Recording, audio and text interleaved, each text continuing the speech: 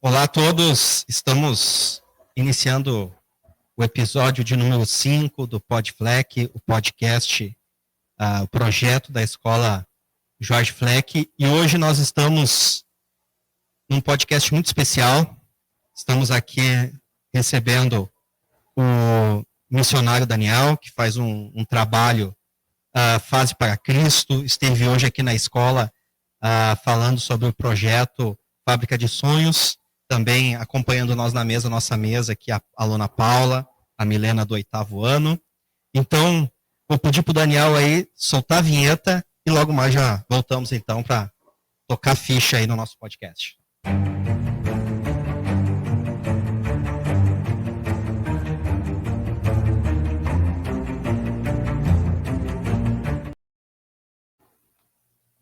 Então tá. Primeiramente, eu quero dizer para ti que seja bem-vindo, sinta-se à vontade em casa, agradecer pelo dia de hoje que tu passou conosco aqui.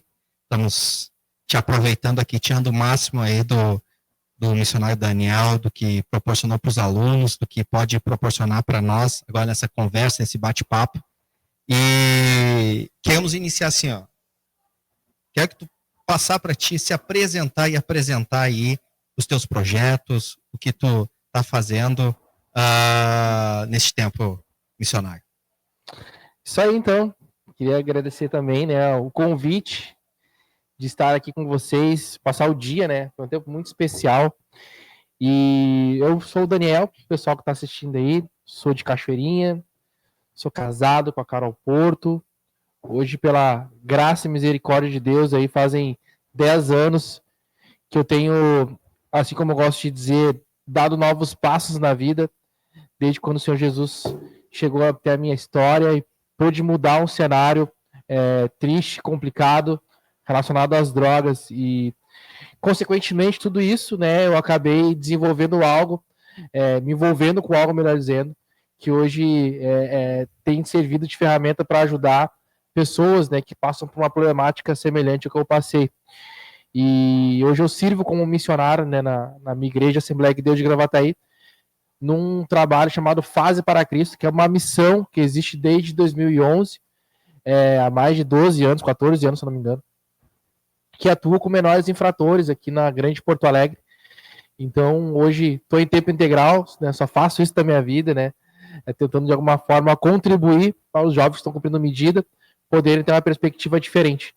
E hoje essa oficina da Fábrica de Sonhos, ela vem para contemplar, assim, né, um pouco do que eu tenho vivido.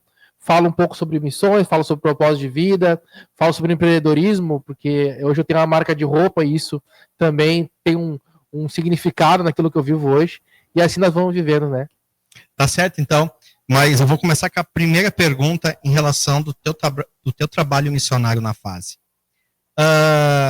Para ti, qual o principal objetivo e desafio nesse trabalho na fase? Então, quando nós estamos envolvidos nesse trabalho como missão lá dentro, eu vejo que tem vários objetivos, né? Obviamente que o objetivo principal, assim, ele é realmente que esses jovens possam encontrar uma nova vida, né? Longe das drogas, longe da criminalidade e tudo mais. Mas o dia a dia na missão proporciona, assim, várias experiências, né? E a gente sempre gosta de orar por isso e também ser intencional nisso também, né? Então, quando um adolescente e a gente chega lá dentro, a gente chega para uma atividade que é combinada com cada unidade, né? Nós temos um horário específico. Esse adolescente cria uma expectativa pela chegada da igreja lá dentro, pela chegada de alguém para realmente compartilhar algo com ele, né? Então, essa expectativa dele é um objetivo que nós temos de poder realmente estar com ele naquele momento, né? Talvez esse jovem vai ter a primeira e talvez a única oportunidade de trazer algumas reflexões para a vida dele que nunca chegou até o coração e a mente dele, né? Sobre o que ele vai fazer da vida dele dali para frente, o que trouxe ele até aquele momento, o que ele pode fazer de diferente para que realmente ele não acabe não retornando para aquela vida, que ele também reflita, né, que algumas ações dele pode realmente colocar um fim à vida dele, enfim, né? são um dos objetivos, né? Também temos um objetivo muito claro, assim, de poder despertar pessoas para esse tipo de trabalho, né? Principalmente no que diz respeito ao trabalho vinculado à igreja, assim, porque talvez por uma experiência pessoal que eu tenho, a minha vida, ela passou por um ciclo, né? Quando eu tive meus problemas ali com a dependência química, eu passei por uma internação e posteriormente a isso eu tive que recomeçar a vida, e a igreja para mim foi uma porta que se abriu de novos relacionamentos, novas oportunidades, e eu sempre procuro compartilhar com eles que ninguém faz nada sozinho, sabe? Ninguém faz nada sozinho. Se hoje eu, Daniel, tô aqui, obviamente que pela graça e misericórdia de Deus, pelo menos é o que eu entendo, mas também eu consigo enxergar pessoas que, no decorrer da caminhada, me impulsionaram a viver o que eu estou vivendo hoje, sabe? Pessoas que disseram para mim, ô Daniel, vamos mais um pouco, que vai dar tudo certo, vamos lá, cara, tu vai conseguir.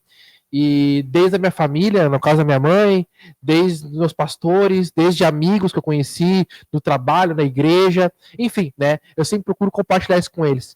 E também gosto sempre de ser muito intencional na nossa narrativa, no nosso trabalho na fase, no nosso olhar também junto com os funcionários. Os funcionários da fase, hoje, eles são aqueles que acompanham o menor infrator na entrada até a sua saída, e, consequentemente, são muitas histórias, muitos jovens, então, em algum momento, tem seu desgaste, tem a sua fadiga, né, do próprio trabalho, e a gente procura, de alguma forma, compartilhar com os adolescentes, né, uma palavra de esperança, mas também uma palavra de alento e de alívio também, junto com os funcionários. Então, o nosso dia da missão assim, como eu sempre gosto de dizer, né, o nosso corre, assim, é diário, é desafiador, a gente acaba se envolvendo com famílias também, sim. Então, é um pouco de cada, assim, mas com certeza, assim, né, a nossa expectativa está naquilo que eles podem viver também de transformação, naquilo que Deus pode fazer na vida deles. Mas, assim, qual o caso que tu acha que mais te marcou, assim, que mais te marcou, assim, nessa tua trajetória? Nessa trajetória. Foram muitos casos. Mas eu posso dizer 3. Então, assim, ó, gravado na minha memória. É Milena, né? Não, Paula. Paula e Milena. Paula, teve um momento, acho que uma das primeiras vezes que eu fui lá, eu conheci um adolescente e ele tinha uma tatuagem na mão: Deus cria e eu mato. E aí, na hora da atividade, teve um outro voluntário que fez um louvor, uma música, e um outro voluntário que trouxe uma mensagem, assim, né? Só que enquanto ele estava na atividade, ele estava meio que tirando uma onda, ele estava meio disperso. Só que no decorrer da atividade, ele foi mudando a postura dele, e ao término, assim, ele estava chorando, sabe? Chorando, porque de alguma forma ele se sentiu tocado pela mensagem. E é difícil a gente mensurar o que acontece dentro do coração de outra pessoa, né? Mas uma das coisas que eu pude perceber é que ele se sentiu sensível, sabe? A uma mudança de vida, sabe? E aquilo dali realmente mexeu muito comigo. Outro momento muito, muito peculiar que aconteceu foi durante uma atividade também, aonde um outro voluntário também trouxe uma mensagem, e o menino chegou no final e ele falou bem assim: muito legal a mensagem de vocês, só que a minha mãe tá presa no Madre Pelletier e o meu pai tá morto. E eu tô assim, ó. Ele levantou a manga da camisa, a calça, a bermuda, mostrando a marca de bala, assim, né? De tiro que ele tinha tomado. Aí ele falou assim: e agora, seu? Que é o termo que eles usam, né? E aí, seu, e agora o que nós faz? E aí eu olhei pra ele assim, não tinha o que dizer, porque não tem o que dizer. Né? Não existe uma resposta pronta, uma fórmula. Eu só falei assim: posso te dar um abraço? Vai dar tudo certo. E peguei e dei um abraço nele. E a gente ficou ali um tempo abraçado, assim, sabe? E a impressão que eu tive, Paulo, é que era a pergunta dele já tinha uma resposta que era um abraço. E parecia que era tudo que ele precisava, né? E por último, é uma menina que eu tenho conhecido com a minha esposa. E ela é uma menina que hoje ela tem um futuro meio nebuloso, assim, né? Não tem muita clareza do que vai ser. O fato é que ela não tem pai, não tem mãe. Ela mora desde os 14 anos na rua, e ela é usuária de crack, e ela acabou de completar 18 anos no meio do ano, e ela tá para sair agora e não tem para onde ir. E aí a fase nos convidou, eu e a minha esposa, para ser a família dela. Então nós estamos aí há mais de 6 meses visitando ela quase cada 15 dias, ou ligando para ela toda semana, e acompanhando ela nesse processo, e ela tá para sair agora, né? Então, ela semana ela me ligou compartilhando que tá para sair, tá na avaliação dela. E me chama muita atenção porque ela realmente ela não se conhece como uma família dela, assim, sabe? Então, são momentos como esse que acho que traz sentido, assim, sabe? É como se eu pensasse, tudo que a gente tá vivendo tem que fazer sentido para alguém, sabe?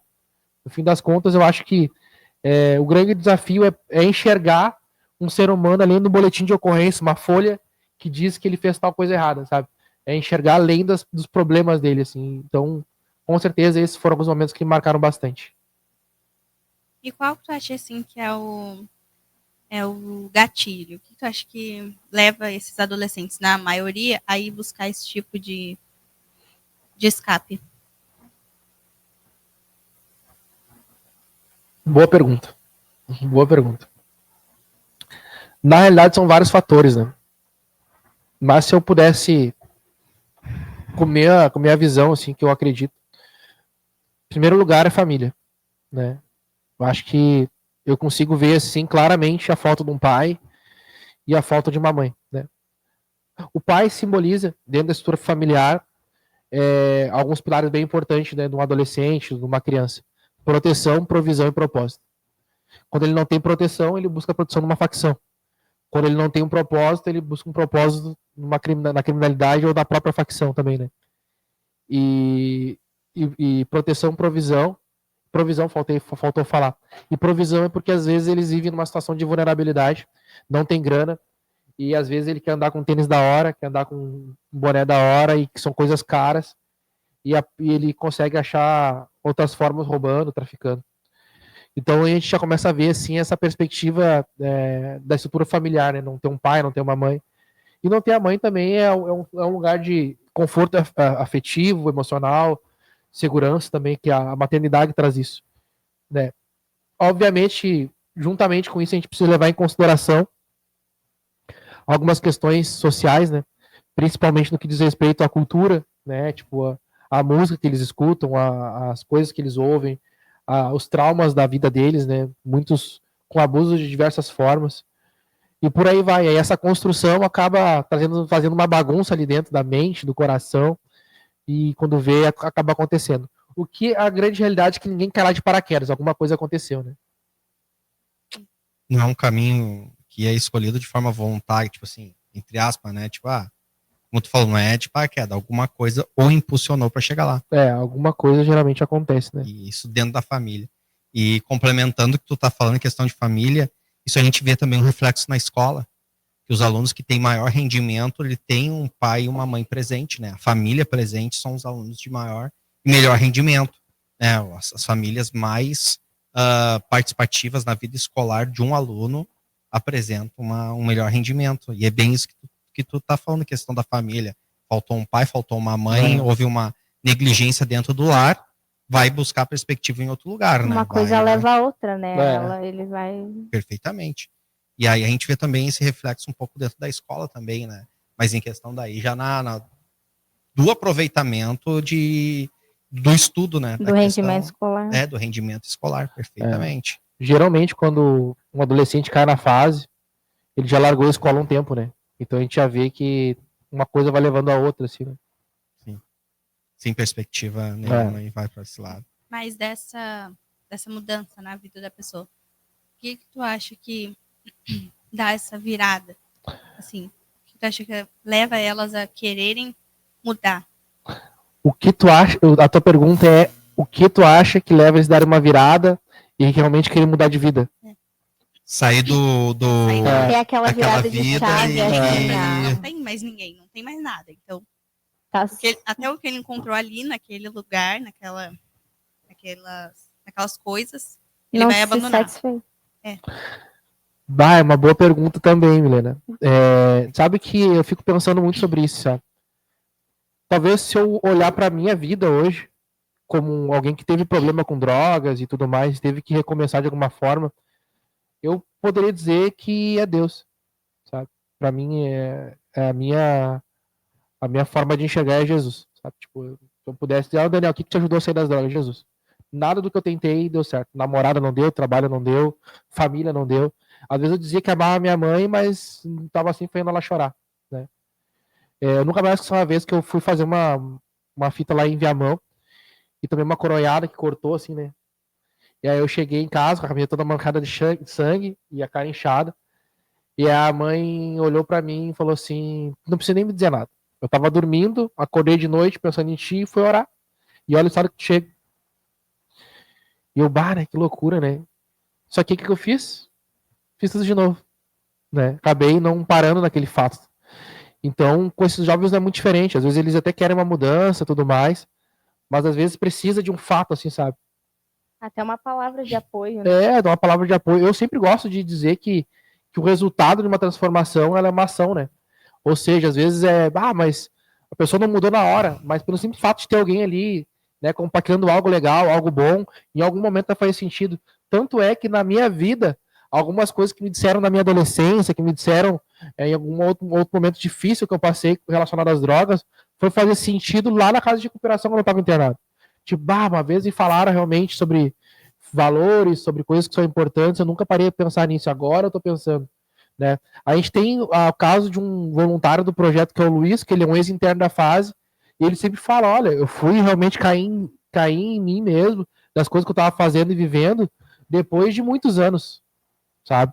Então, geralmente, essa virada de chave, ela é uma consequência de vários momentos, sabe? De pessoas que se conectaram com ele, assim, com essa pessoa, e fez sentido para ele e tal. E eu tenho certeza disso, sabe? Porque é um processo de semeadura. Você sabe o que é? Tipo assim, tu tá ali lançando uma semente, em algum momento ele vai frutificar, vai se desenvolver e vai dar fruto, sabe? Eu vejo mais ou menos dessa forma. E utilizando o gancho da Milena, que disse qual é a virada, a chave, a virada que ele pode dar para eles da de vida, que ela falou uma palavra, e a Paula falou uma palavra de apoio. Aí eu te complemento da seguinte forma também, a questão, a sociedade não vê assim, né? A sociedade, ela condena o trabalho que tu faz, que tu tá fazendo lá, de tentar, não sei se é a palavra correta, reabilitar alguém, né?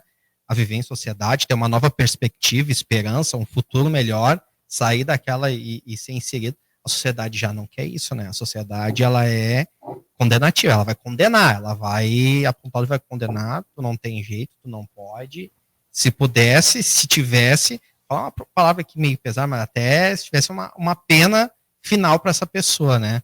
Só quer saber atacar, né? O que eu quero perguntar para ti em cima disso? O que tu vê quando tu fala assim para alguém, eu faço um trabalho, uma missão lá na fase.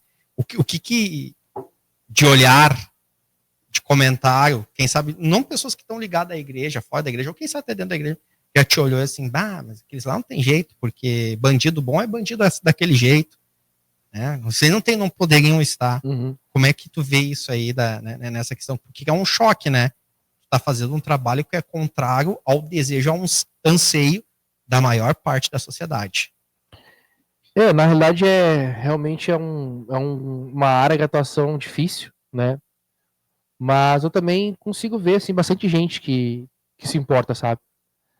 Porque uma das coisas que eu penso bastante é que muitos desses jovens que estão lá, como eu falei, né, ninguém caiu de paraquedas. Então, às vezes, né, tem um pai, tem uma mãe que sensibiliza, poderia ser meu filho, né? E de alguma forma acaba se sensibilizando, assim, né?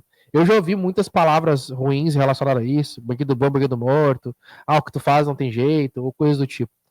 Mas é muito pouco comparado também a uma outra porção, assim, que eu acabo encontrando, uma outra parcela de pessoas que eu acabo encontrando que não, cara, acho que é um chamado que Deus tem para algumas pessoas, acho que é um trabalho legal, obviamente cada um vai ter uma visão, né? Mas uma coisa, assim, que eu acho que da minha parte é importante, é sempre desmistificar. Porque quando se fala de menoridade penal, a gente está falando de um tema que tem a sua polêmica, tem muitas pessoas que defendem a menoridade, tem pessoas que defendem realmente que a partir dos 16 já deve cumprir de uma outra forma, mas eu sempre trago um contexto, né? Por quê? Porque, cara, a 16 anos eu acho que ainda tem jeito, sabe? Eu já tive a oportunidade de ir em presídios mesmo de maiores, é outro contexto, sabe? É outro lugar, é outro ambiente. Dentro da fase, por mais que você tenha suas dificuldades, como políticas públicas realmente mais incisivas, eu também vejo uma oportunidade que a igreja tem de ir lá fazer um trabalho, de empreendedores ir lá fazer uma palestra, de empresas ir lá oferecerem um curso. Então eu vejo que a fase ainda é um lugar de oportunidades. E esse jovem ele tem essa porta aberta para uma nova perspectiva. E quando eu compartilho com as pessoas que isso acontece dentro da fase, as pessoas, não, peraí, eu acho que vale a pena, sabe? Tem unidade, por exemplo, que a gente acompanha oficinas de planificação. Tem adolescente que nunca aprendeu nada na vida antes de chegar na fase, sai de lá aprendendo a fazer pão, sabe? A própria atividade que às vezes a gente desenvolve mais recreativa, jovens que a gente leva para shoppings, ou que a gente leva lá na igreja para jogar um futebol, coisa do tipo, cara, se ele não faz isso ali, ele não ia ter essa oportunidade para viver isso em outro lugar, de Sim. ser criança novamente, ser adolescente novamente, sabe? Então, eu vejo por essa ótica.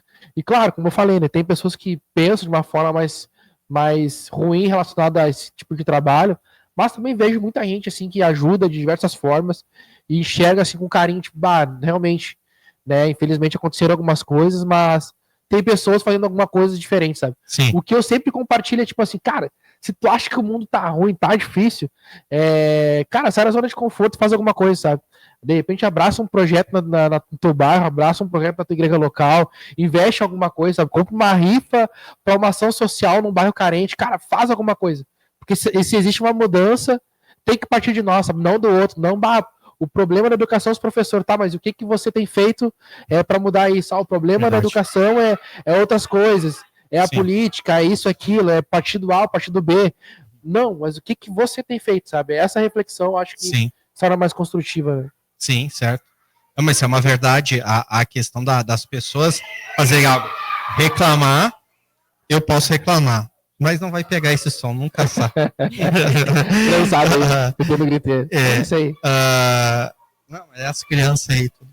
Mas as pessoas reclamar e não agir, isso é uma boa colocação mesmo, né? Eu reclamo, tudo é ruim, tudo é difícil. Como tu colocou na questão aqui da escola, né?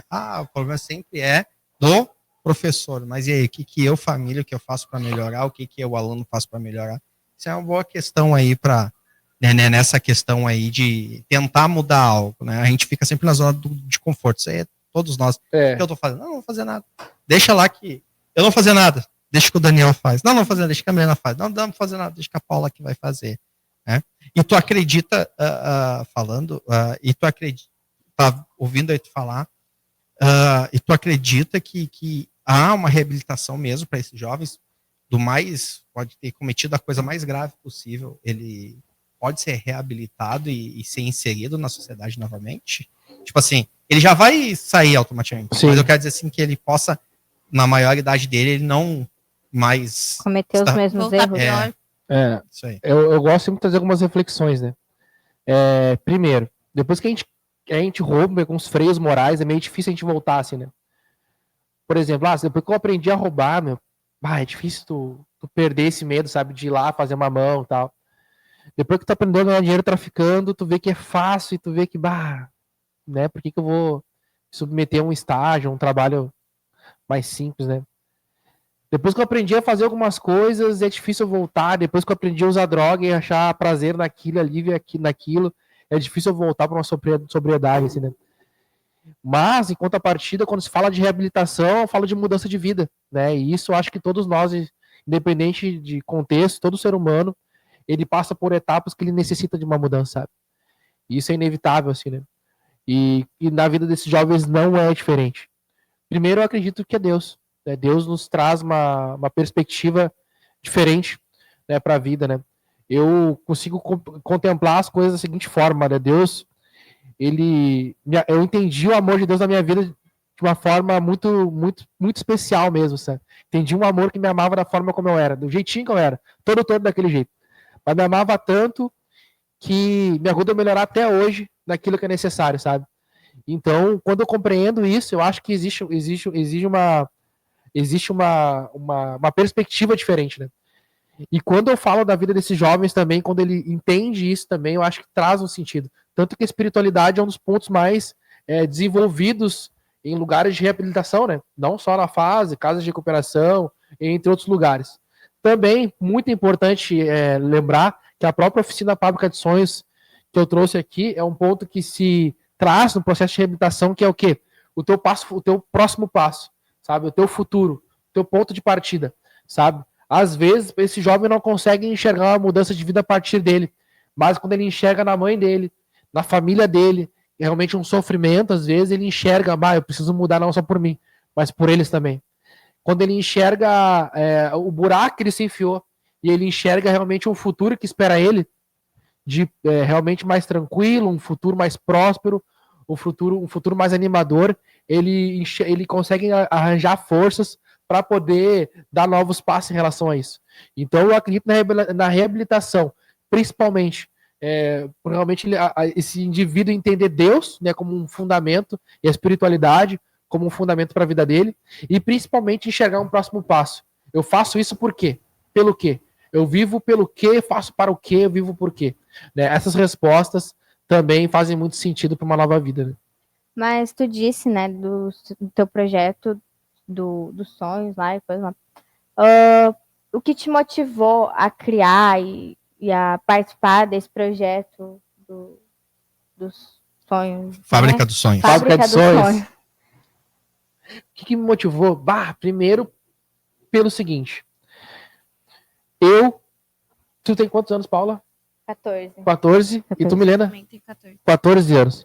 Eu com 14 anos, eu não tinha noção de nada da vida.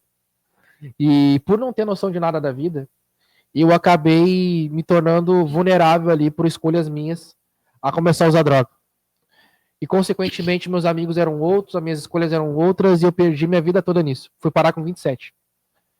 E aí, nesse processo todo, a Fábrica de Sonhos ela vem com a seguinte proposta. Trazer reflexões para que os jovens, tanto da fase, ou escolas, ou lugares onde eu tiver oportunidade, possam ter, para realmente ter um sonho, sabe? Ter uma perspectiva diferente. Porque, no fim das contas, às vezes a gente acaba passando por traumas complexos, algumas coisas vão entrando na nossa vida, a gente perde o rumo, sabe? E perde o foco. E eu me lembro que quando eu saí da casa de recuperação, eu comecei a entender, cara, o que foi na minha vida? A minha vida toda foi só droga e loucura, e agora eu não faço mais nada disso, não posso fazer mais nada disso, o que foi na minha vida? Eu fiquei um bom período meio perdido, assim, sabe? Tipo, e agora? Será que a minha vida é só trabalhar? Será que a minha vida é só estudar? Será que é isso que eu quero mesmo?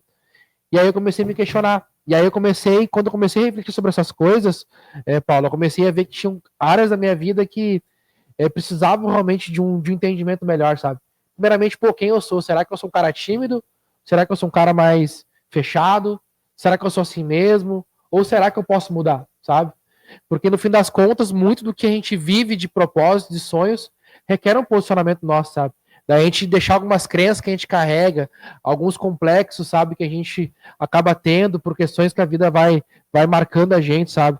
E aí eu comecei a ver que não, a Fábrica de Sonhos realmente é sobre acreditar em algo, é sobre também entender que Deus também tem um plano na vida da gente, mas tem um rapper que eu gosto muito, que é o Gabriel Pensador, né, que ele tem uma música, ele inicia bem assim, não adianta olhar para o céu com muita fé e pouca luta, ou seja, não adianta eu ter uma fé, né, só teórica ali, sabe, mas ela precisa ser prática, é como se a gente olhasse realmente as escrituras, a palavra de Deus ali como um evangelho de segunda-feira, sabe, a mesma fé que me motiva a realmente a entregar algo do que eu acredito como fé para Deus, também precisa ser a mesma fé que me motiva a levantar cedo, pegar um ônibus, entrar numa sala de aula, bater o cartão no trabalho e acreditar em algo, entender que aquilo é um processo para viver algo maior, sabe? E viver algo maior não é uma vida próspera, tipo assim, não, vou viver uma vida muito rico, com muita coisa, de muito, sabe?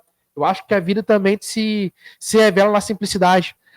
Eu falo sobre prosperidade, que é não sentir falta de nada, ter tudo e não sentir falta de nada, sabe? É tu olhar para tua própria vida e dizer, não, cara, isso aqui tá legal, isso aqui eu tô vivenciando coisas especiais. A Fábrica de Sonhos me despertou ser um empreendedor. E tipo, cara, olha só que legal ser empreendedor, mas é difícil também.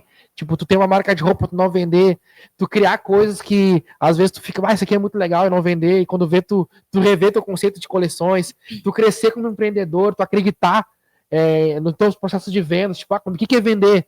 Tu realmente oferecer algo para alguém que ela precisa e faz sentido para ela, sabe? Uma camiseta, cara, quem sabe tu usa uma camiseta que pode valorizar aquilo que tu acredita como princípios e valores, vestir algo com qualidade. Eu tô vendendo aqui já, né? Então eu falo sobre isso, eu fui aprendendo sobre isso no meio do caminho, sabe? Essa Sim. de sonhos é só um compartilhar. Sim. Então, tu acha que tu inspira, na verdade, vários jovens e adolescentes que estão passando por esse tipo de coisa e que precisam de uma ajuda emocional e uma palavra de conforto, de carinho que vai preencher o coração das pessoas. Eu acho que é bem essa pegada. Mas tu também falou do olhar para tudo e não sentir falta de nada. Porque também tem jovens que são o pobre menino rico, né? Ah, sim. Que mesmo tendo tudo, que caíram ali, fizeram coisas erradas. Mas agora eu tava pensando também numa questão que tu perguntou para Paula, quantos anos ela tinha. Para mim, nós duas, eu conhecendo a Paula e a Paula me conhecendo, nós somos duas pessoas muito decididas. Eu sei o que eu quero fazer depois, ela sabe o que ela quer fazer depois, mas nós somos meninas, e se a gente for ver na nossa sala, quase todas as meninas sabem o que querem fazer. E se for ver nos meninos, já não é tanta... Não é tão comum, não é tão comum. Então, os adolescentes na fase, eles são de maioria masculina ou eles têm uma maioria feminina? Boa pergunta. Pai da pergunta também. Qual é a maior... Tipo, a pergunta. Quais são as chances da comunidade masculina cair nesse tipo de... Então, na fase, hoje a gente atende... Hoje a fase, para o pessoal entender, é a antiga FEBEM, né? E a fase, o nome fase, existe só no Rio Grande do Sul. Por exemplo, em São Paulo chama Fundação Casa, no Rio de Janeiro se chama Degás e por aí vai. Aí são jovens de 12 até 21 anos que ficam lá, tá? Que podem estar na fase. E o que acontece é o seguinte, das 23 unidades que existem na fase do Rio Grande do Sul, 21 são masculinas. E 2 são femininas. Não. Na grande maioria das comunidades terapêuticas que tratam dependentes químicos, a grande maioria é masculina, também numa mesma proporção. Presídios também, a gente pode considerar também uma boa quantidade de presídios masculinos, muito maior do que presídios femininos. Isso implica algumas coisas, realmente, né? A perspectiva masculina e feminina, a gente pode aprender algumas coisas. Mas o que eu posso dizer da questão do contexto masculino é que realmente o homem demora mais para amadurecer, né? Geralmente, enquanto a mulher está pensando em futuro, a jovem, a menina está pensando em futuro, já com 14, 15 anos, a molecada, os guri não querem muita coisa não, né, da vida, assim, né? E querem desfrutar mais daquela etapa. Só que existe também uma carga de responsabilidade, né, no papel do homem, né, da masculinidade. E eu acho que isso reflete também na sociedade, né, de alguma forma. E na questão feminina, as meninas realmente elas tendem, né, lá na fase a ter mais noção do que elas precisam fazer. Porém, existe algo que elas têm, que é a vulnerabilidade de, às vezes, de serem cuidadas e não terem esse suporte, tanto do companheiro dela, tanto das suas famílias, né? Muitas dessas meninas acabam não recebendo visita do namorado, assim como acontece no presídio feminino, perdão. Em contrapartida, né, no presídio masculino, né, ou nas unidades masculinas da fase, as namoradas tendem a visitar os meninos. Ou no presídio masculino, as mulheres tendem a visitar, né, os homens.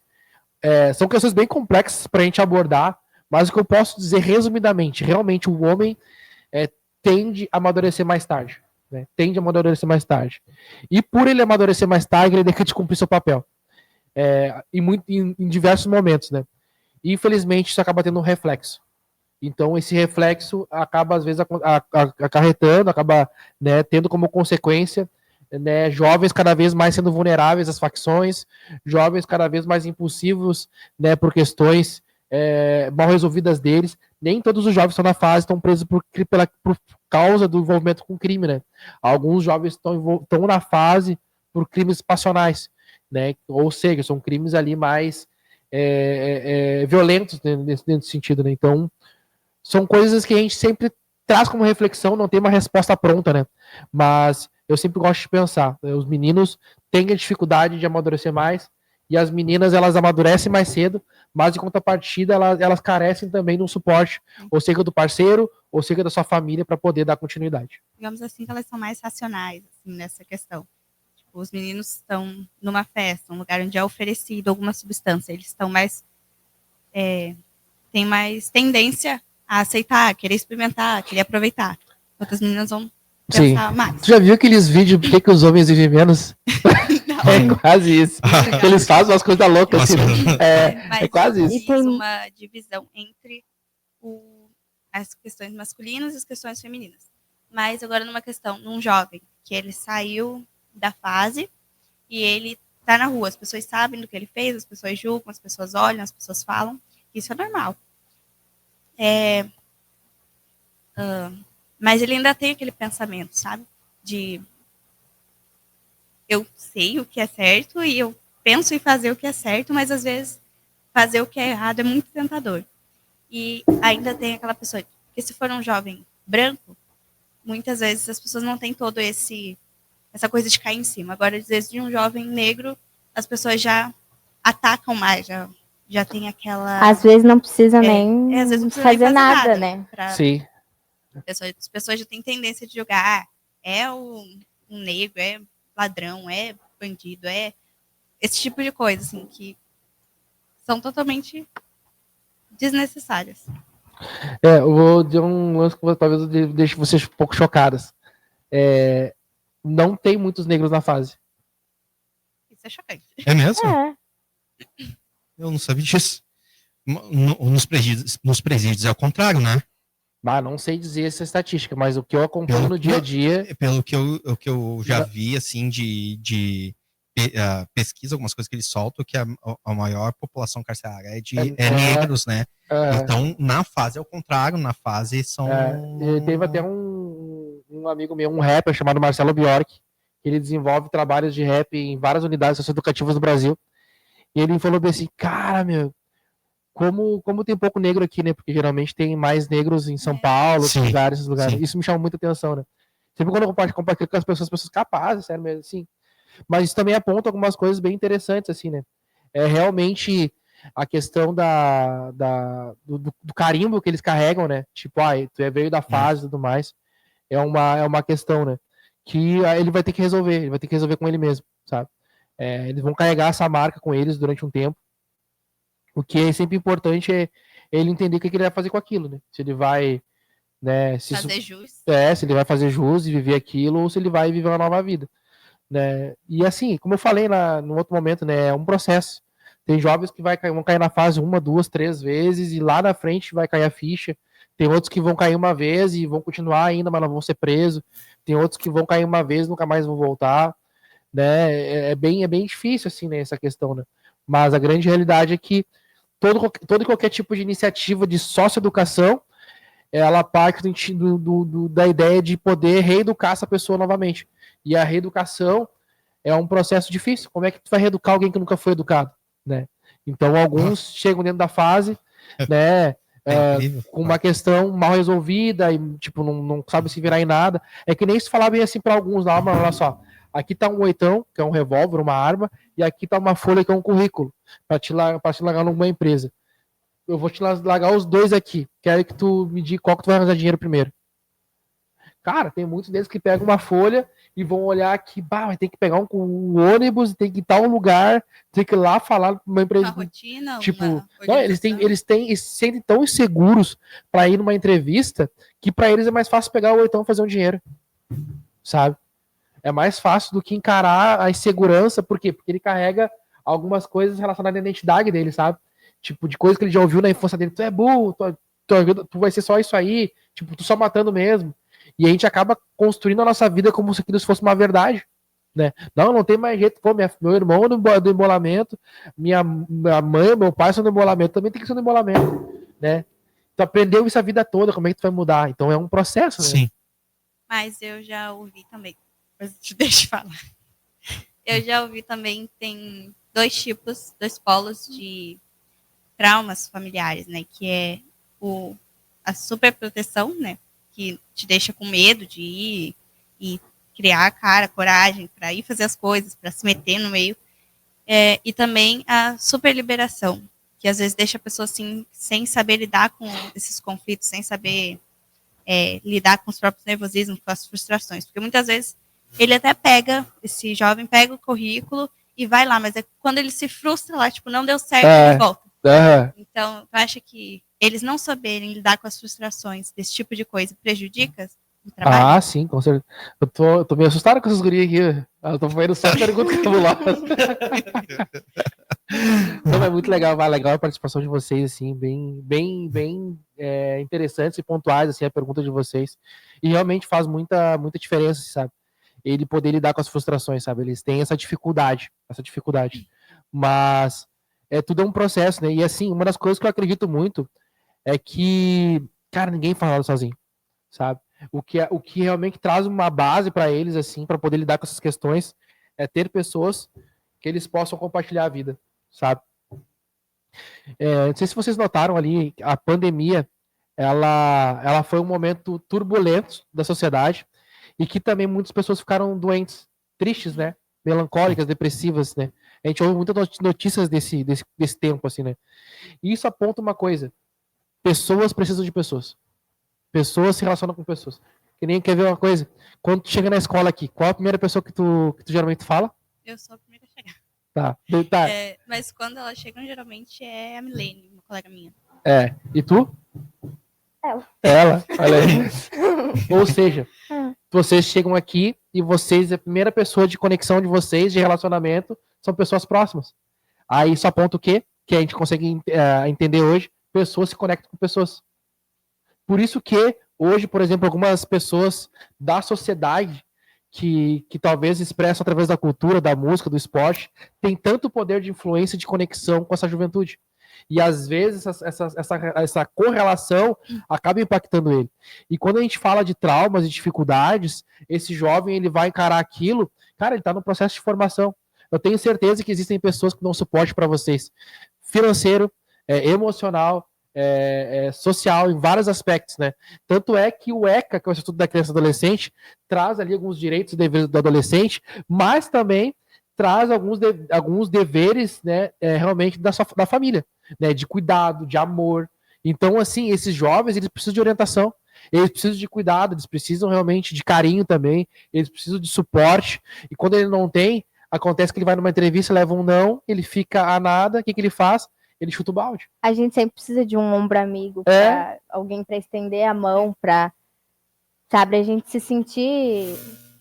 Às vezes as pessoas precisam para se sentir valorizadas, para sentir um preenchimento, né?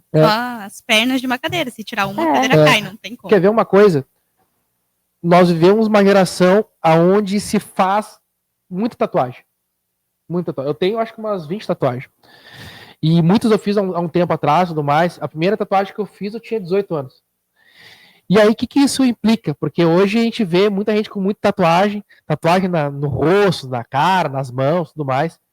E se você entender a história da tatuagem, por exemplo, ela começou lá nos anos 60, no meio do contexto dos marinheiros e tudo mais, e depois foi difundida em algumas unidades prisionais, principalmente nos Estados Unidos, e isso foi se proliferando pelo mundo, né?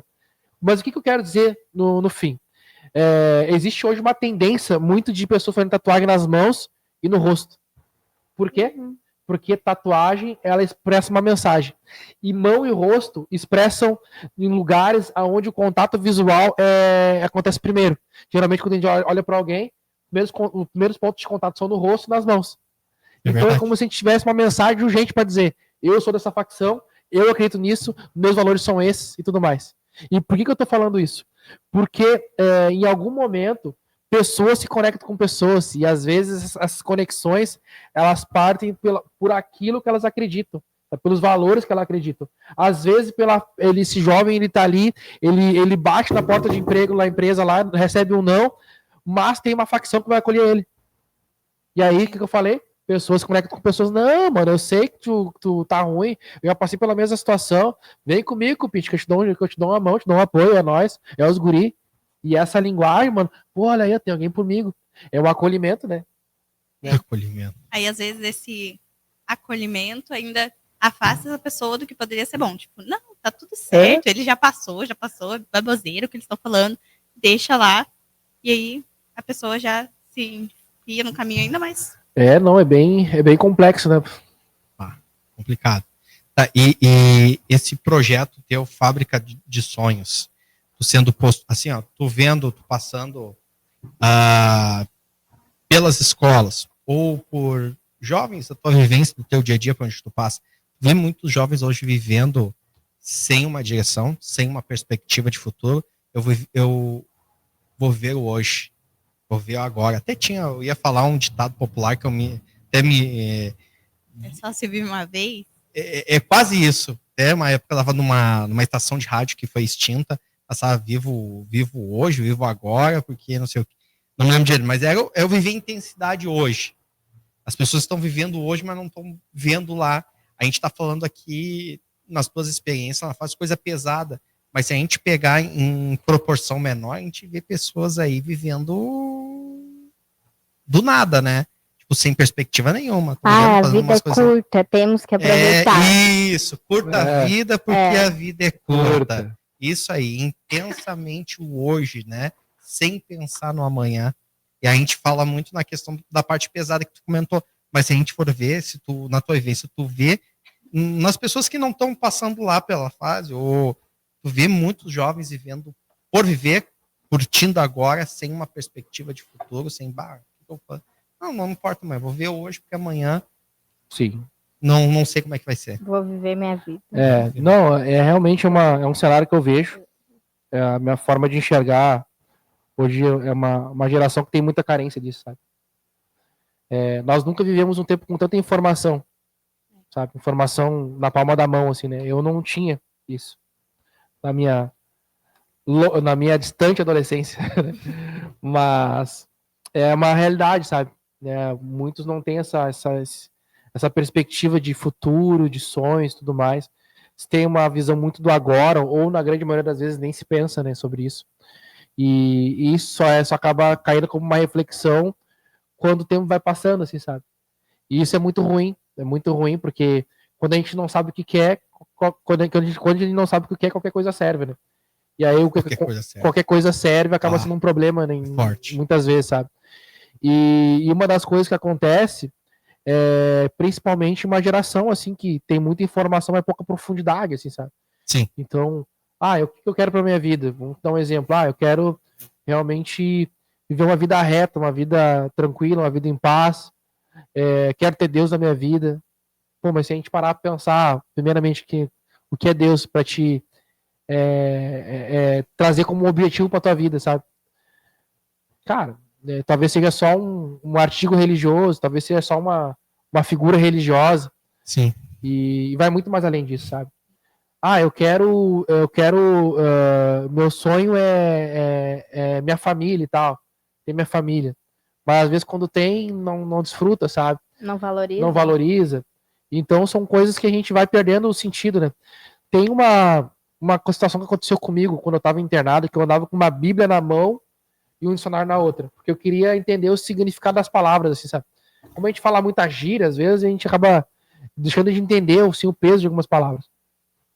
E família, né, é uma palavra tão poderosa assim, e significa também ter laços afetivos, né?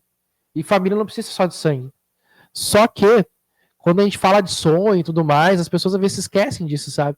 Às vezes olham só para si, olham só para o próprio umbigo, assim, sabe? Sim. E uma das coisas que eu comecei a olhar é que às vezes algumas coisas vão acontecendo de errar na vida das pessoas. E a raiz de muita coisa ruim nesse mundo tá no ego. Tá em pensar só em si, sabe? Eu quero ter uma namorada, eu quero ela ter só pra mim, eu quero ela só no meu mundo, eu quero ela só pro meu prazer. Eu quero ter um trabalho só pra me satisfazer. Eu quero só pra mim, sabe? Mas existe um plural nisso, sabe? E nesse processo todo, eu acho que a gente esquece. E esse mundo, às vezes, traz uma narrativa muito sombria nisso, sabe? Tipo, cara, é triste às vezes ver, sabe, algumas coisas.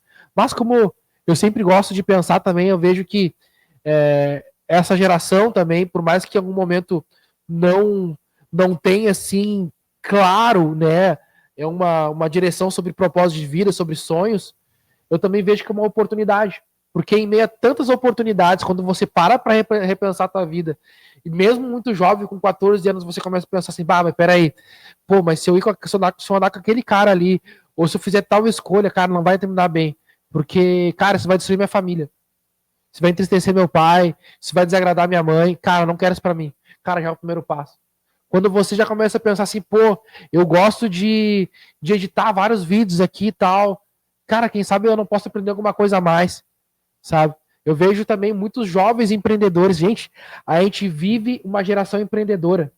Eu conheço pessoas que casaram, muitos jovens, com 18, 19, 20 anos, vendendo brigadeiro. Cara, vender brigadeiro não é fácil. Imagina tu levantar 4 mil reais vendendo brigadeiro. Nossa. Cara, é possível?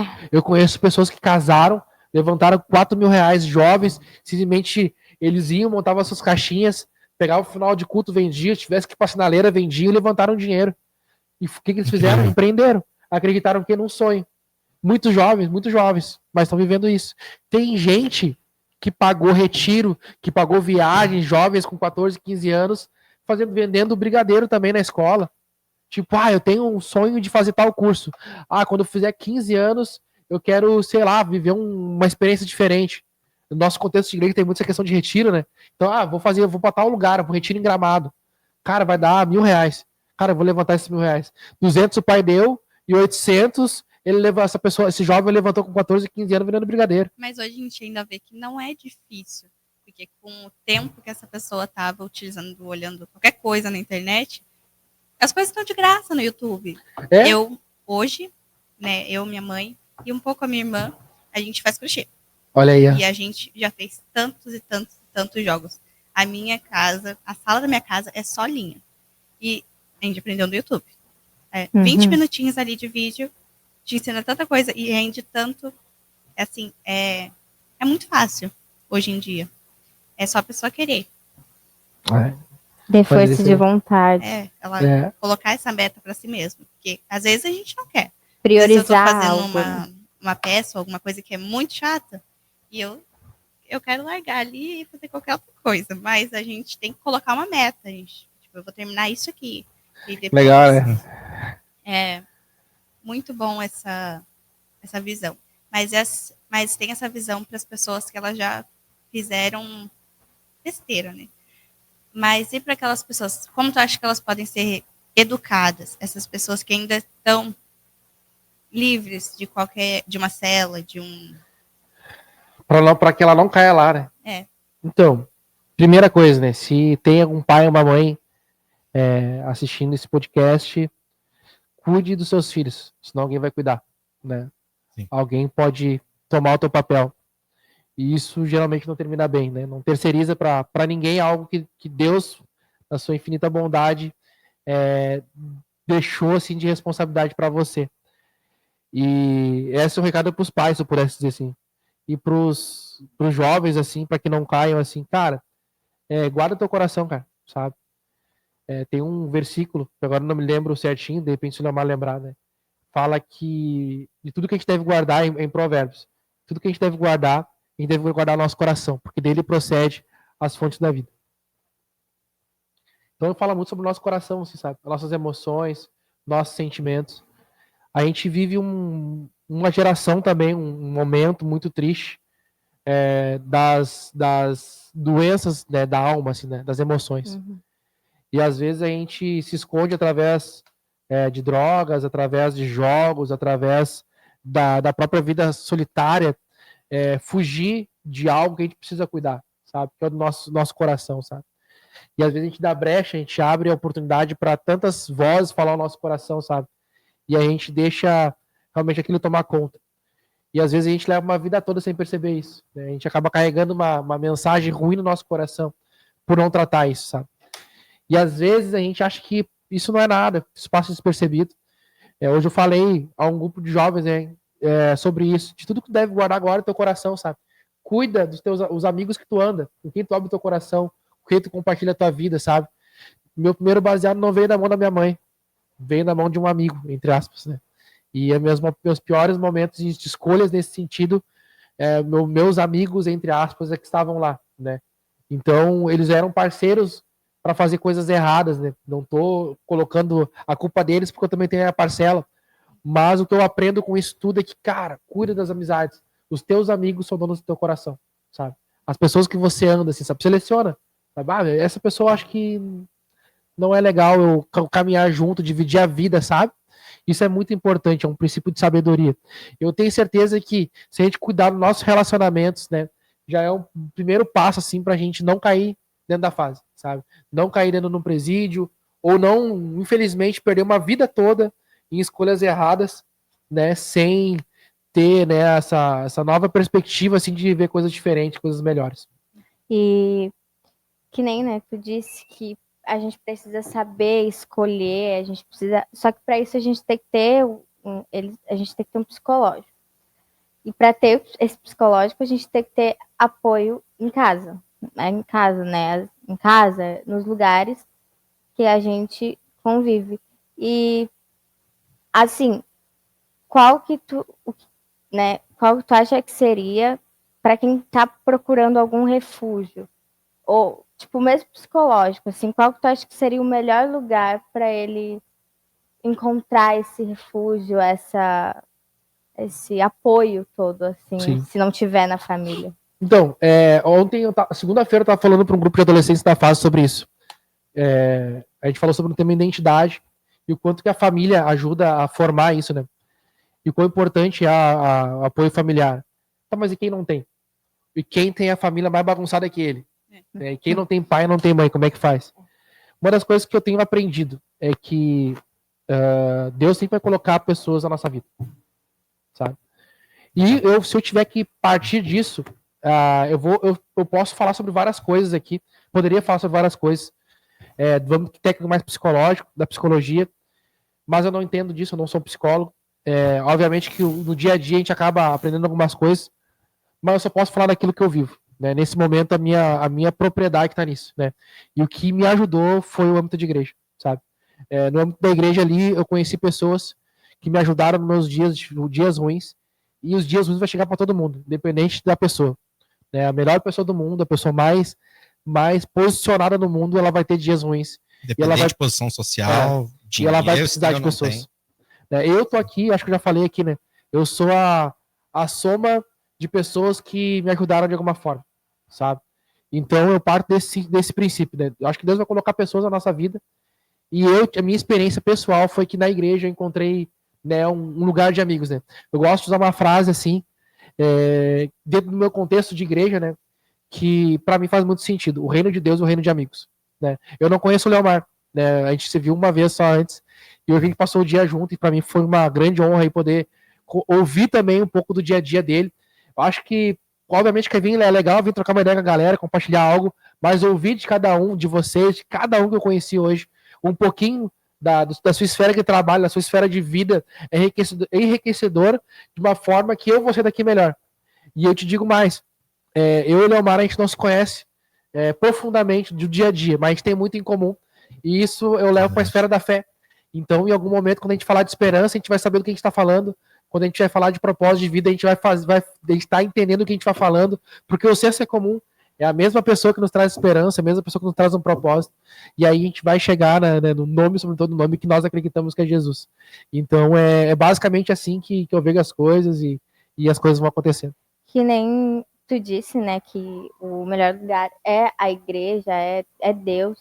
Tem uma passagem na Bíblia que eu não lembro onde é que tá, mas eu sei. Está escrito. Está escrito. Que fala assim: venha como estás, que eu te ajudarei, sabe? Uma coisa assim, que ele vai fazer com que a gente mude, sabe? Eu vejo que muita gente usa, tipo, coloca uma tatuagem escrito Deus, aí vai lá, faz um monte de besteira, depois coloca, vem como estás. Mas, né, esse vem como estás não é vem como estás e eu te deixarei como estás. Vem como estás e também depois vai mudando com o tempo. Deus vai colocando coisas no nosso coração. Na realidade, quando se fala da esfera da fé, é algo que eu sempre replico assim, em alguns lugares que eu tenho tido a oportunidade de ir, somente na fase, assim, né? Fé é algo muito individual, assim, né? Eu troco ideia com os guris que têm diversas orientações de espiritualidade, sabe? Creem em diversas coisas diferentes, outros não creem em nada, assim, né? Por isso que eu acredito que é algo muito individual. E eu respeito muito isso, assim, sabe? E eu sempre falo pra eles, cara, eu não posso falar outra coisa aqui a não ser algo que eu tenha vivido, algo que eu acredito, senão eu vou estar mentindo pra vocês. Então é algo que eu sempre compartilho. Mas, realmente, eu acredito que existe um convite, né? Tem esse versículo que você falou, Mateus 11, 28. Venham a mim todos que estão cansados e sobrecarregados, eu darei descanso a vocês. E esse versículo ele fala realmente sobre um convite, né? O grande ponto é que talvez todo ser humano, em algum momento, ele vai buscar o seu lugar de descanso, né? E talvez para alguns, o lugar de descanso é aparentemente no trabalho, para alguns o lugar de descanso é na escola, prefere estar na escola do que em casa, para outros o lugar de descanso é na bebida, no álcool, nas drogas, em outras várias opções que o mundo pode nos dar. Para alguns o lugar de descanso é ficar gerando tela no telefone celular, né? E se torna um lugar de fuga. A grande realidade é que aqui esse texto ele nos traz um convite. Olha só que tantos lugares que tu pode descansar, né? Vem a mim, né? Que eu consigo, né, te proporcionar isso. Então é mais uma reflexão que a gente pode ter, né? Tipo, das oportunidades que a vida pode dar, por que não, né? Olhar para essa, né? Um convite de Jesus a descansar nele. E tu acha que uma boa porcentagem desses jovens que tu inspira na paz, em outros lugares, eles vão buscar isso? Bah, é muito difícil dizer isso, sabe? Porque, como eu falei, fé é algo muito individual, né? Você pode viver uma vida toda indo em algum lugar que você identifica como um lugar seguro de espiritualidade e talvez você simplesmente alguém que vai, né? Se torna talvez, entre aspas, um religioso, né?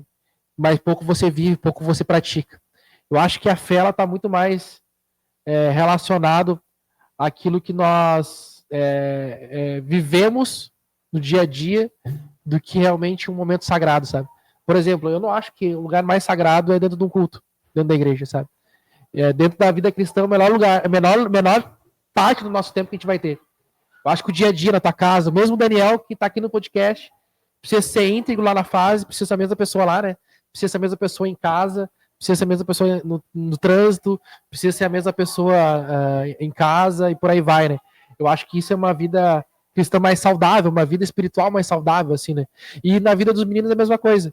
Eu não sei dizer como que vai ser aplicável isso na vida deles, mas o que eu sei é que ele precisa ser uma boa pessoa lá dentro, parando de brigar lá dentro. Ele precisa ser uma boa pessoa quando a mãe dele for visitar ele, em vez de ele ficar brigando com a mãe dele pedindo coisas. Ele precisa ser uma boa pessoa na escola onde ele vai lá dentro. Ele precisa ser uma boa pessoa quando alguma coisa ruim acontece com ele lá dentro e ele não retruca um educador. Ele precisa ser uma pessoa quando ele sair lá de dentro. E também ele precisa ser uma pessoa da igreja que ele for, né? Ou no lugar que ele se sentir melhor para exercer aquilo que ele entende por fé. Então, Mas, sim, porque que normalmente, né, os jovens, eles se sentem mais tentados a fazerem esse tipo de coisa. Por que tu acha que eles se sentem assim? Por que tu acha que eles entram muito cedo na vida das drogas, do crime?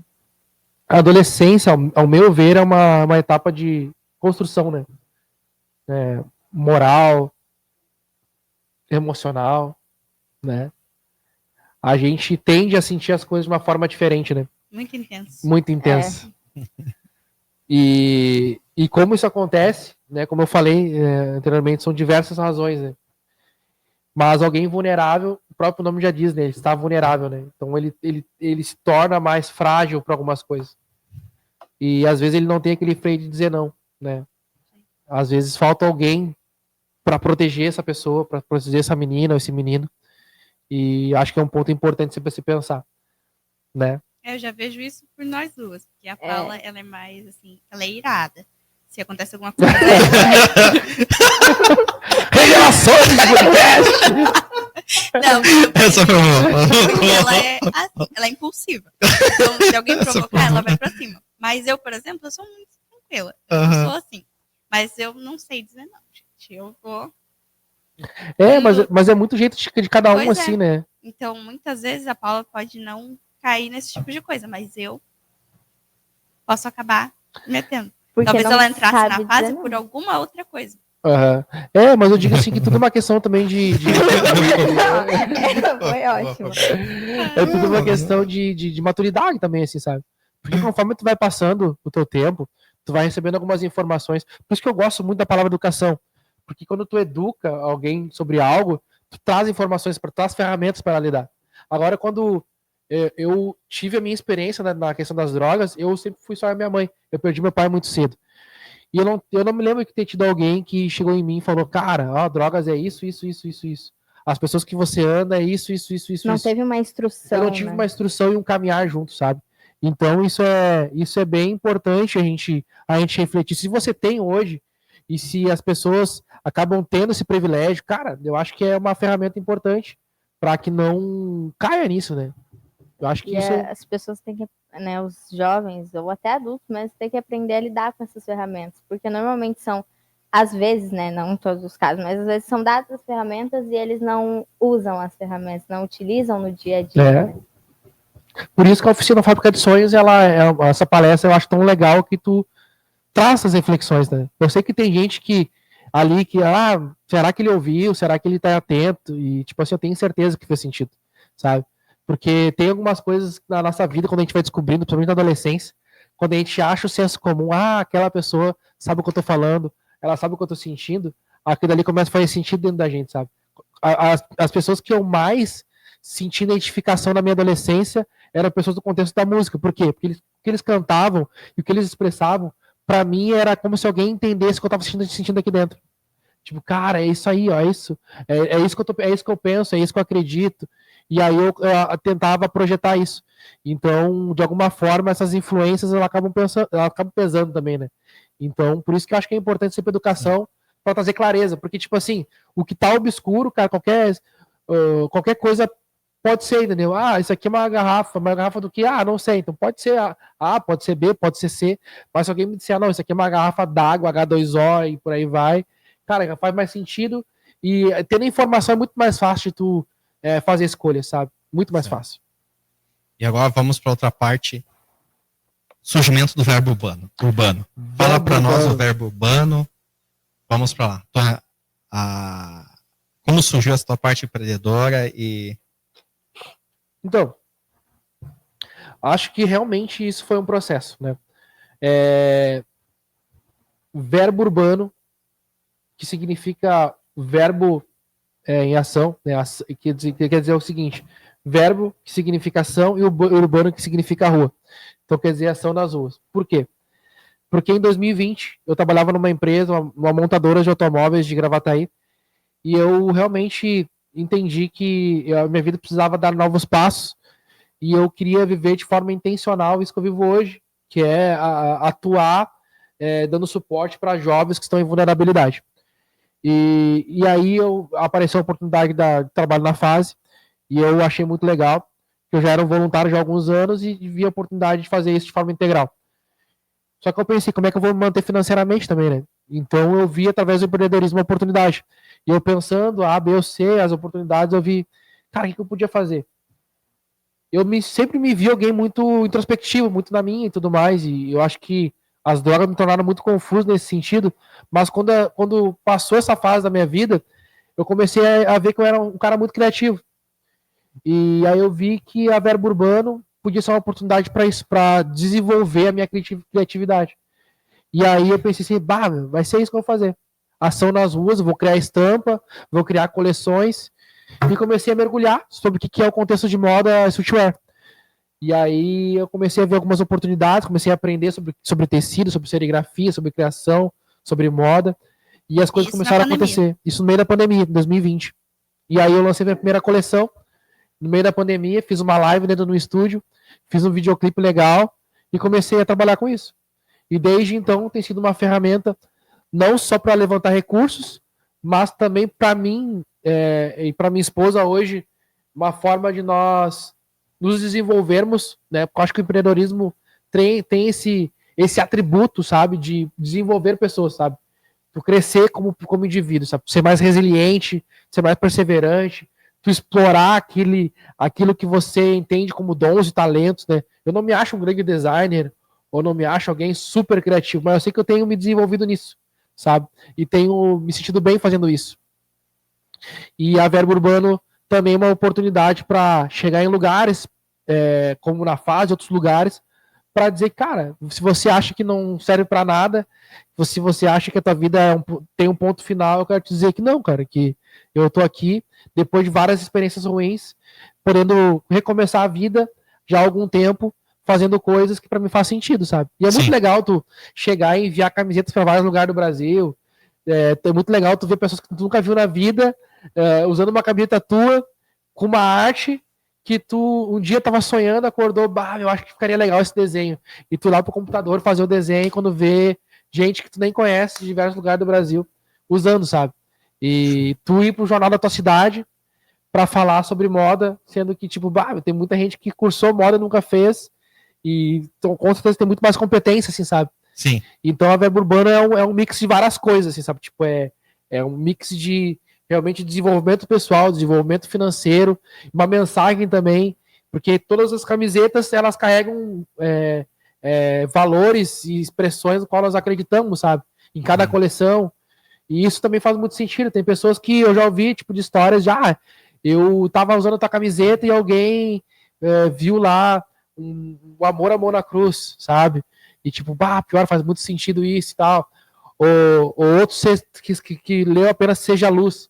E tipo, cara, não é só para quem também compartilha a mesma visão de fé que eu, sabe, cristã, mas é para quem também acredita na fé num todo, sabe? E isso fala positivo, uma pessoa positiva. E isso traz algumas reflexões também. E as pessoas, quando vão querer conhecer a história da marca, também conhecem um pouco do meu trabalho e se identificam com o social. Pô, legal, o Verbo Urbano, realmente você tá vivendo isso, eu quero viver isso e tal. E acaba tendo essas conexões, né? Então, Mas essa vontade, né, de empreender, de criar uma marca, ou essa vontade, né, de se envolver com moda, podemos dizer assim, tu acha que só surgiu agora, né, na pandemia ali, quando tu começou, ou foi trabalhando no teu subconsciente, era uma vontade tua de adolescente? Uma assim? coisa que chamava atenção, mas tipo, não tem tempo pra isso, deixa quieto. Sabe que eu acho que na vida da gente nada nasce grande, sabe? Nada vem monstrão assim, sabe? Às vezes, na vida da gente, vão acontecendo situações como se fosse uma pecinha de um quebra-cabeça. E aí, quando tu vai pegando uma pecinha e outra pecinha, e um quebra-cabeça, quando tu vai montando ele, não tem uma forma. Mas quando tu sai pra fora, assim, tu te afasta, tu começa a ver uma imagem, tu vê algo se formando. E eu acho que na minha vida foi assim, sabe? Porque até então, né, o que tinha apenas um dependente químico, frustrado com a sua própria vida, que já tinha tentado tirar a própria vida de diversas formas, pensando nisso, né? Alguém que teve muitas experiências ruins, que também prejudicou muitas pessoas, alguém que não tinha esperança nenhuma, né? E a minha única memória, a minha última memória desse tempo foi que eu passei uma noite usando drogas e eu tava na janela do meu quarto com uma lata na mão e um cachimbo na outra. Uma lata na mão e isqueiro na outra, melhor dizendo. E eu só falei assim, Deus, se tu existe, tu muda a minha história. E quando chegou em 2020, Paula, eu só olhei pra minha história e vi, cara, eu já tô tendo lucro que tá vivo, cara. Então por que eu não tenho que fazer valer a pena essa oportunidade que Deus tá me dando de viver novamente, sabe? E a Verbo Urbano, ela só chegou como uma cereja do bolo. Tipo, cara, olha só. Eu tenho um propósito pra ti e eu tô te dando uma ferramenta. E aí? Como é que eu vou criar, cara? Se lembra quando tu tava lá na esquina, quando tu tava vivendo aquele meio submundo, sempre foi muito fechado, né? Como é que tu via as pessoas? O problema do introspectivo é que ele vê demais, sabe? Ele vê as coisas nos detalhes, ele vê os trejeitos das pessoas, ele vê até aquilo que ele não deveria ver, né? Ele vê coisas erradas demais nas pessoas e no mundo. Só que quando você usa isso da melhor forma, quando você foca para realmente viver aquilo que você precisa viver, você consegue extrair também muita coisa boa disso, sabe? E aí eu comecei a ver que a Verbo Urbana era uma oportunidade de coisas que já estavam acontecendo, sabe? Era o meu quebra-cabeça se formando. Eu acho que ainda tá em formação, acho que vem muita coisa legal por aí ainda, sabe? Pensa. Mas se eu pudesse dizer da minha forma, seria isso, sabe? E eu queria que tu falasse, fizesse teu merchan aí, aonde pode adquirir as camisas do Verbo Urbano. Onde é que eu falo câmera 1, câmera 2, Olha lá. ali. Câmera 1 ali. Câmera 1. Gente, a Verbo Urbano é uma marca de roupa cristã, né? Que ela é muito mais do que vestir apenas um produto, mas é sobre você vestir um propósito e vestir uma missão. Então eu quero te convidar a conhecer a minha loja, entrar no link que eu vou deixar numa descrição que tiver aí, que é o nosso site, conhecer os nossos produtos e também seguir a gente através do Instagram. A gente acredita muito que a marca de roupa ela tem um propósito muito especial. E nós sempre compartilhamos, né? Nós somos muito mais que uma marca. É sobre transformar vidas. Então é isso aí. Vista Verbo Urbano. Uma marca, um propósito, uma missão. Olha aí. Então tá. A gente então, vamos chegando ao final aí do nosso podcast, com o nosso irmão, nosso amigo Daniel, que se dispôs hoje a estar aqui com muito bom grado e usamos ele o que podia usar, utilizamos aí para abrir de tudo. Isso aí. Eu quero fazer meus agradecimentos aqui a ti. Muito obrigado por ter aceitado este convite de estar contribuindo primeiramente com os alunos, trazendo a palestra Fábrica de Sonhos, e também agora com a comunidade em geral, através do podcast, do Podfleck, também trazendo as suas experiências na fase, falando um pouco da Fábrica de Sonhos, das perspectivas dos jovens, do contexto do jovem, do que Deus te deu, que foi o verbo urbano, né, que inspirou a área do empreendedorismo. Eu te agradeço muito. Agradeço a Paula, a Milena, que sentou conosco.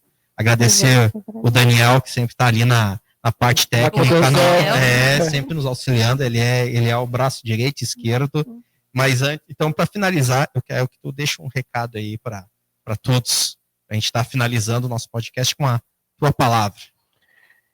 Então, primeiramente também quero agradecer, né, a oportunidade do dia, né, de passar aqui com todos vocês, é uma grande satisfação. E se eu pudesse realmente dizer algo para quem tá nos assistindo, cara, não desista dos teus sonhos, sabe? Parece uma frase tão clichê, mas a gente constantemente, às vezes chega até a nossa vida, até a nossa caminhada, um sentimento de desistência, sabe? Às vezes desistir de coisas que Deus tem nos dado, casamento, trabalho, ministérios, enfim, cada um da sua esfera tem a sua importância, né? Mas não desiste, sabe? Existe uma preciosidade naquilo que nós vivemos, porque existem sonhos que não tem uma relevância só no resultado, mas na caminhada de transformação, sabe? Eu tenho certeza que hoje eu sou alguém um pouco melhor a partir, né, da marca de roupa que eu tenho dedicado tempo, me envolvendo com o trabalho, me desenvolvendo como pessoa. Tenho certeza também que esse trabalho com jovens que estão em vulnerabilidade, eu sempre aprendo alguma coisa, eu sempre saio refletindo também de uma forma diferente, e principalmente as pessoas que eu vou conhecendo na trajetória, sabe, no caminho, sabe, como o Dani, o Leomar e as meninas aqui, a Paula e a Milena, a gente vai conhecendo tanta gente legal, assim, sabe, e isso se torna algo tão único, né, e encorajador pra gente seguir. Então, não desista dos seus sonhos, siga em frente e tenha muita fé em Deus para dar tudo certo. É isso aí. Não esquecendo, sigam lá o Instagram do Podfleck, se inscrevam no canal do Podfleck, também sigam a loja, o Verbo Urbano, no Instagram, também o Instagram do missionário Daniel, sigam lá, nos sigam, tá? Se inscrevam no canal lá, deixa o seu like e compartilhe aí para muitas pessoas nosso conteúdo. Certo? Um abração a todos e até o próximo episódio.